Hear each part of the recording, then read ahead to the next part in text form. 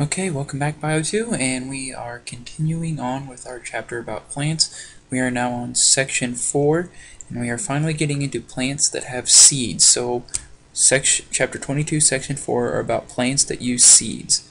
And these plants still have vascular tissue, but again, seeds is going to be their big difference. So seed plants are the most dominant group of photosynthetic organisms on land. So out of all the plants that we've talked about so far, the ones that use seeds are going to be the most dominant organisms, photosynthetic organisms on land. And seed plants are divided into two groups. Gymnosperms bear seeds directly on the surface of cones. So I think we've all seen like a pine cone made from a pine tree is going to fall into a gymnosperm. So they bear their seeds directly on the surface of cones. Then angiosperms, or flowering plants, bear seeds within a layer of tissue that protects the seed, being the flower or the fruit. So we have gymnosperms, which are the cones. Angiosperms are flowering plants. And some examples of the gymnosperms that include conifers, cycads, ginkgos, and gonidophytes. And angiosperms include grasses, flowering trees and shrubs, and all other species of flowers. So basically anything that we haven't talked about in terms of the ferns, in terms of the mosses, in terms of the gymnosperms, are going to fall into the angiosperms. So they're going to be our largest group. And a reason why these ones are so different is because they can have reproduction free from water. So all the other plants required water for their reproduction, but now seed plants do not. They still have a life cycle that alternates between a gametophyte stage and a sporophyte stage, so they still have alternation of generations. However, they do not need water for fertilization of the gametes, and so therefore they can live just about anywhere.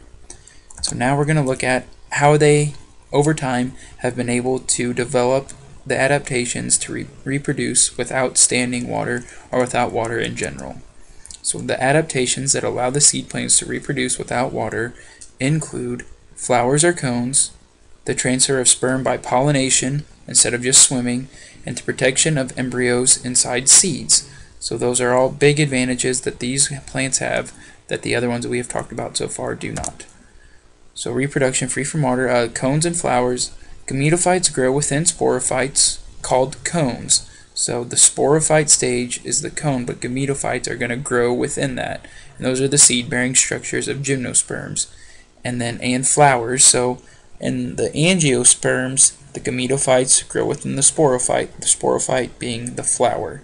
And then the gametophyte generations, again, live inside these structures. So our cones are going to house our gametophytes when we talk about the gymnosperms, and then our flowers are going to hide our gametophytes when we talk about the angiosperms. So when we talk about this reproduction, we mention the word pollen, and this is the male gametophyte is contained in a tiny structure called a pollen grain. And because we have this pollen grain, sperm do not need water to fertilize eggs. Instead, the pollen grain is carried to the female reproductive structure by wind, insects, or small animals. And the transfer of pollen is called just simply pollination. So instead of using water to swim to access the egg, these plants have developed ways to use the wind, to use insects, or to use small animals to take the pollen with them and to carry out the process of pollination.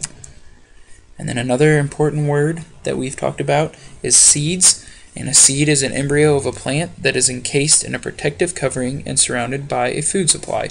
So we've all seen a seed before. Just think of a watermelon seed, and that is just the embryo of a plant that is encased by a protective covering, because you've all felt the seed of a watermelon. It's really hard, so it's that way because it's protecting a developing embryo inside. And the embryo is just an organism in its early stage of development, and the seed coat surrounds and protects the embryo and keeps contents of the seed from drying out.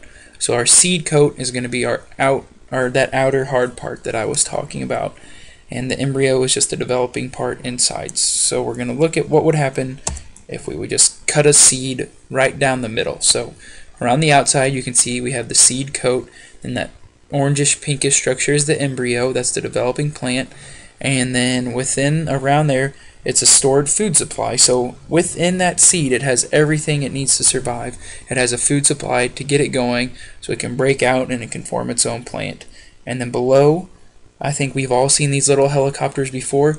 We have a seed And then we have a wing, and we're going to talk about maybe what the significance of the wing is in class, so think about that. Maybe write down what you think the importance of having a wing like that is. So seeds may have special tissues for structures that aid in their dispersal to other habitats. Some seed coats stick to the fur or feathers of animals. So some seeds are very sticky, so when something brushes by it, they'll just stick onto them. And other seeds are within tissues eaten and dispersed by animals. And when we think of that, that would be a fruit. Fruits would be a way that plants use to disperse their seeds. And then looking at, again, some more reproduction free from water. Then after fertilization, a zygote is going to grow into the plant, the embryo. The embryo can stop growing while it is within the seed, and it can remain this way for a long time. So when we have fertilization, it forms our seed, or the embryo inside the seed, and it can remain. A seed can just sit and wait for as long as it needs to, until it has the right conditions. And when it grows, it uses the nutrients from the stored food supply. So we all saw that stored food supply. So that's not going to ever just dry up. It will stay there until the embryo is ready to use it, until it is ready to grow. And went too far. And then seeds can survive extreme cold or heat or even drought. So again, they can just wait and wait until times are right, and then they'll use up their nutrients, and then they'll grow. So our last part of the seed plants for today, the fossil record indicates that ancestors of seed plants evolved adaptations enabling them to survive where most mosses and ferns could not. So the most important of these adaptations was the seed itself. So our ferns and our mosses, they still needed the sperm to swim to the egg, so that's going to limit them to where they could live. It would limit them to where they could live. So now, since we have a seed, they can live wherever they want. And a seed could survive dry conditions and extreme temperatures. So that is it for this. Let me know if you have any questions.